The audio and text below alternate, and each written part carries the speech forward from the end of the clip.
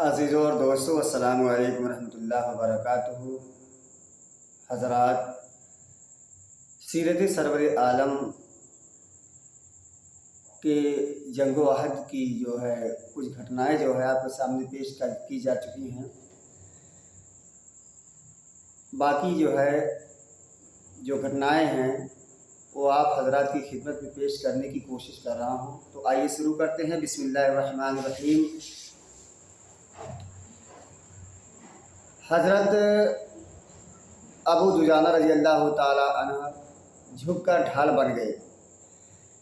اب جو تیر آتے تھے ان کی پیٹھ پر جاتے تھے۔ حضرت طلحہ رضی اللہ تعالیٰ عنہ ہاتھ پر تلواریں روکے رہے۔ ایک ہاتھ کٹ کر الگ بھی ہو گیا تھا۔ اسی حال میں ایک بدقسمت دائرے کو پھاڑ کر، دائرے کو توڑ کر آگے بڑھا۔ پیارے نبی صلی اللہ علیہ وسلم کے پوتر چہرے پر اس نے تلوار کا وار کر دیا۔ وار بہت سخت تھا۔ خود کی دو کڑیاں آپ صلی اللہ علیہ وسلم کے چہرے میں چبھ کر رہ گئیں۔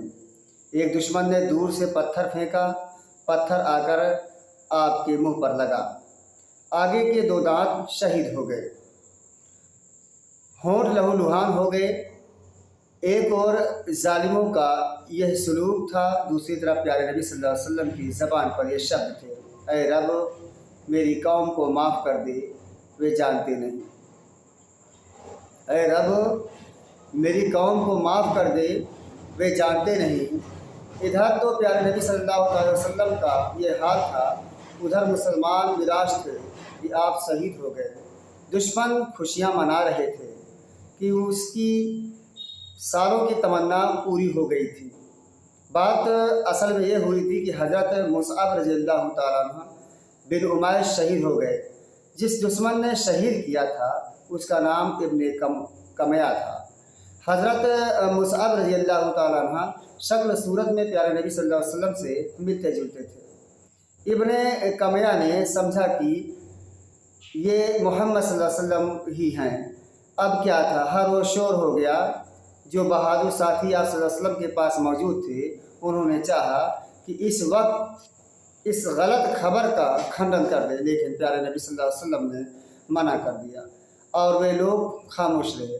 دشمنوں کو پورا وشواس تھا کہ محمد صلی اللہ علیہ وسلم سچ مچ مارے گئے۔ قریش کے آدمی ہر طرف پھیل گئے اور لاشوں میں آپ کو تلاش کرنے لگے۔ ہر ایک کی اچھا تھی کہ وہ پہلے پا جائے اور آپ کے شریر کے ساتھ برا سلوک کر کے اپنا کلیجہ ٹھنڈا کرے۔ آپ کو ڈھونڈنے والوں میں ابو سفیان بھی تھا۔ وہ بڑی بے چینی سے دوڑ دوڑ کر لاشوں کو دیکھتا اور حیرت اور نراشا سے کہتا: محمد کی لاش تو دکھائی نہیں دے رہی ہے۔ ابو سفیان لاشوں میں آپ صلی اللہ علیہ وسلم کو ڈھونڈ ہی رہا تھا کہ حضرت حمزہ رضی اللہ تعالیٰ عنہ کی لاش پر نظر پڑی۔ دیکھتے ہی وہ غصے میں لال ہو گیا۔ اب اس بے رحم کا خونی بھالا تھا اور حضرت حمزہ رضی اللہ تعالیٰ عنہ کا پاک جسم، وہ لگاتار ان کے جسم پر کچوں کے لگاتا اور ہونٹ چبا چبا کر کہتا: او غدار، بدر میں تو نے جو کچھ کیا تھا لے اس کا مزہ چکھ۔ ایک کافر تھا حریث بن ایان، وہ بھی پاس ہی تھا۔ اس سے یہ بے رحمی دیکھی نہ گئی۔ ابو سفیان کو پکڑ کر اس نے کھینچ لیا اور چیخا: لوگوں، دیکھتے ہو یہ قریش کا سردار ہے، اپنے بھائی کے ساتھ ایک ایسا سلوک کر رہا ہے۔ ابو سفیان چونک پڑا، بولا: اوہ، مجھ سے بڑی چوک ہو گئی ہے۔ اچھا دیکھو، اس کا شور نہ کرو۔ پھر ابو سفیان کی خالد سے بھیٹ ہوئی۔ ابو سفیان نے پوچھا: محمد مارے گئے، کچھ پتہ چلا؟ خالد نے بے چینی کے ساتھ جواب دیا: میں نے ابھی دیکھا تھا کہ وہ کچھ ساتھیوں کے ساتھ پہاڑ پر چڑھ رہے تھے۔ عام مسلمانوں کو یقین ہو چکا تھا کہ سچ مچ پیارے نبی صلی اللہ علیہ وسلم شہید کیے گئے، پھر بھی بدحواسی میں نگاہیں آپ کو ڈھونڈتی تھیں۔ اچانک حضرت کعب بن مالک رضی اللہ تعالیٰ عنہ کی نظر آپ صلی اللہ علیہ وسلم پر پڑی۔ آپ کے چہرے پر خوف تھا لیکن آنکھیں چمک رہی تھیں۔ حضرت کعب خود بخود چیخ پڑے: مسلمانوں، اللہ کے رسول زندہ ہیں، कौन जाने यह आवाज़ क्या थी। मुसलमानों में अचानक ज़िंदगी की लहर दौड़ गई। बुझे हुए हौसले जाग उठे, थके हुए जिस्म ताज़ा दम हो गए। हर ओर से आप सल्लल्लाहु अलैहि वसल्लम के जानिशान टूट पड़े, परवानों की तरह आपके आसपास जमा हो गए। हज़रत अबू बकर और हज़रत उमर रज़ियल्लाहु ताला अन्हा सबसे आगे थे। हालात बहुत नाजुक हो चुके थे, खतरे बढ़ते ही जा रहे थे। आपके बहादुर सिपाही साथियों ने आपको दायरे में ले लिया और पहाड़ पर चढ़ने लगे कि वहाँ दुश्मनों का पहुँचना आसान न था। अबू आमिर औसी ने पहाड़ के दामन में कुछ गड्ढे खोद रखे थे कि मुसलमान फिसल फिसल कर उसमें जा पड़े।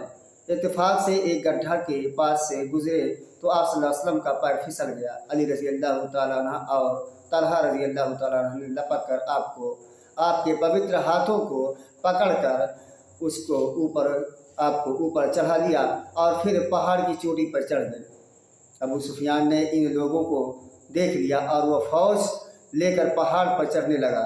हज़रत उमर रज़ियल्लाहु ताला अन्हु और अन्य उस सहाबा ने देखते ही ऊपर से अंधाधुंध पत्थर बरसाए और वह आगे न बढ़ सके। आप सल्लल्लाहु अलैहि वसल्लम ने इंतकाल की गलत खबर मदीना में फैल गई। आप सल्लल्लाहु अलैहि वसल्लम की इंतकाल की गलत खबर मदीना में फैल गई। किसे मालूम कि मुसलमानों पर क्या बीती। बेचैन होकर वे आपकी ओर दौड़ पड़े। हज़रत फातिमा रज़ियल्लाहु ताला अन्हा ने इस खबर को सुना तो बेकरार हो उठी और बौखलाहट की हालत में वे भी भागी दौड़ी। न जाने किस किस तरह वे प्यारे बाप के कदमों तक पहुंच गई। देखा कि अभी तक प्यारे नबी सल्लल्लाहु अलैहि वसल्लम के चेहरे से खून जारी था। यह देखकर उनका दिल भर आया, आंखों में आंसू आ गया। हज़रत अली रज़ियल्लाहु ताला अन्हु पानी भर कर लाए। प्यारी बेटी बाप के जख्म को धोने लगी। बहुत धोया लेकिन खून न थमा। आखिरकार चटाई का एक टुकड़ा जलाया और उसकी राख को जख्म पर रख दिया। इस तरह खून निकलना बंद हो गया। प्यारे नबी सल्लल्लाहु अलैहि वसल्लम का एक कट्टर दुश्मन उबई बिन खल्फ था। जब उसे मालूम हो गया कि मोहम्मद सल्लल्लाहु अलैहि वसल्लम अभी जिंदा है तो गुस्से से जल उठा। नंगी तलवार हाथ में ली और कुछ साथियों को साथ लेकर आपकी तरफ दौड़ा। वह गुस्से से चीख रहा था, मोहम्मद कहाँ हैं? अगर वह बच गया तो मुझ पर जीना हराम। जब वह प्यारे नबी सल्लल्लाहु अलैहि वसल्लम के निकट पहुंचा तो आपने एक साथी से भाला लेकर उसके गले में तनिक सा चुभो दिया। वह तिलमिला उठा, तुरंत चीखता चिल्लाता हुआ वापस आया और तड़प तड़प कर मर गया। इस लड़ाई में 70 मुसलमान शहीद हुए। शहीद होने वालों में बड़े बड़े बहादुर सहाबा थे। शेर खुदा हज़रत हमज़ा रज़ियल्लाहु ताला अन्हु भी थे। वहशी खुशी से उछल रहा था कि वही उसका कातिल था। वह हिंद के पास पहुंचा। उसने अपना कारनामा बयान किया और अपना इनाम मांगा। मैंने तो हमज़ा को मार दिया, आप मुझे क्या इनाम देगी? हिंद ने कहा, तुझे मैं अपना कीमती हार दूंगी। ज़रा यह तो बताओ वो है कहाँ? वहशी हिंद को अपने साथ लेकर गया।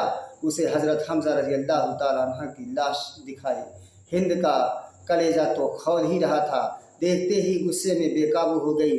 उसने झुककर हज़रत हमज़ा रज़ियल्लाहु ताला अन्हु का पेट काटा, जिगर को बाहर निकाला और बेदर्दी से चबाने लगी कि कलेजे की आग ठंडी हो, मगर वह उसे निगल ना सकी। मजबूरन उगल देना पड़ा। अब उसने गले से हार निकालकर वहशी को दे दिया। फिर उसने कुरैश की दूसरी औरतों के साथ लिया, जाकर मुसलमानों की लाशों के नाक कान काटे और इनका हार बनाकर अपने गले में डाल दिया। माशाअल्लाह। दुश्मन अपनी लाशों को दफन कर चुके थे। अब उन्होंने मक्का लौटने का इरादा किया। अबू सुफियान का दिल आज खुशी से मग्न था। वह दौड़ा हुआ पहाड़ के दामन में आया और ज़ोर से पुकार कर कहा, मुसलमानों, आज का दिन बद्र के दिन का जवाब है। अगले साल फिर बद्र में हमारा और तुम्हारा मुकाबला है। फिर यह कहता हुआ लौट पड़ा कि फौज के लोगों ने मारे गए लोगों के नाक कान काट लिए हैं। मैंने ना इसका हुक्म दिया था, ना इससे रोका था। मुझे इससे खुशी नहीं, लेकिन कोई दुख भी नहीं।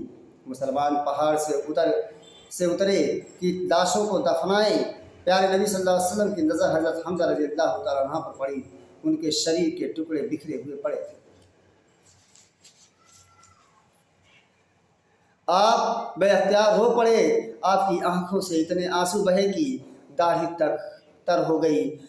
उस समय आपके मुख से ये दर्द भरे शब्द सुने गए, उफ, मेरी आंखों ने ऐसा दर्दनाक दृश्य कभी नहीं देखा।